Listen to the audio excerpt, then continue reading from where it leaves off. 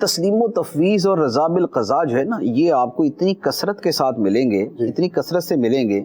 کہ جیسے اگر آپ حضرت ابراہیم علیہ السلام کے واقعات دیکھیں کہ وہ آگ کے اندر ڈالے گئے اور وہ اس پہ تیار ہو گئے، سبحان اللہ، مولا کا حکم، رب کی رضا،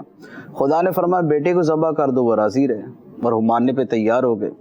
اولاد کو، بیوی کو جنگل میں چھوڑا، بیابان میں چھوڑا، وہ تیار ہو گئے،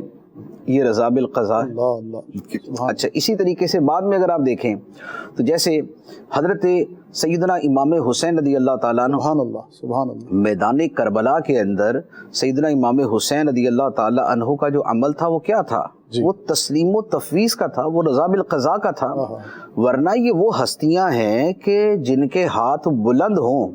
اللہ، تو خدا فرشتے نازل فرما دے۔ سادات کرام اور نسل امام حسین، جی، ان کا مقام یہ ہوتا ہے کہ وہ ہزاروں وہ کام اور وہ کرامات دکھا دیتی ہیں کہ جو ہماری عقل جہاں تک پہنچ نہیں پاتی، اللہ، تو جو اس نسل پاک کے عالی نسب میں انتہائی بلند مقام پہ فائز ہیں تو ان کا مقام و مرتبہ کیا ہوگا؟ سبحان اللہ، تو وہ وہی معاملہ ہے کہ چاہتے تو فرات کو جو ہے نا وہ اشارہ کرتے تو وہ چل کے آ جاتا، بے شک، لیکن چونکہ مقام وقت امتحان تھا ٹھیک، اور مقام ابتلا تھا، ٹھیک، اور حالت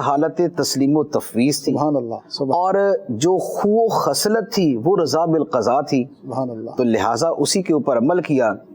اور اللہ تعالیٰ نے جس امتحان سے گزارا کہ وَلَنَبْلُوَنَّكُمْ بِشَيْءٍ مِّنَ الْخَوْفِ وَالْجُوعِ وَنَقْصٍ مِّنَ الْأَمْوَالِ وَالْأَنفُسِ وَالثَّمَرَاتِ، سبحان اللہ، بھوک تھی، خوف تھا، مال کی کمی تھی، جان کی کمی تھی، جانوں کی کمی تھی، جانیں شہید ہو گئیں، اپنی جان قربان کر دی، یہ سارے کے سارے پروسیجر سے گزار دیا،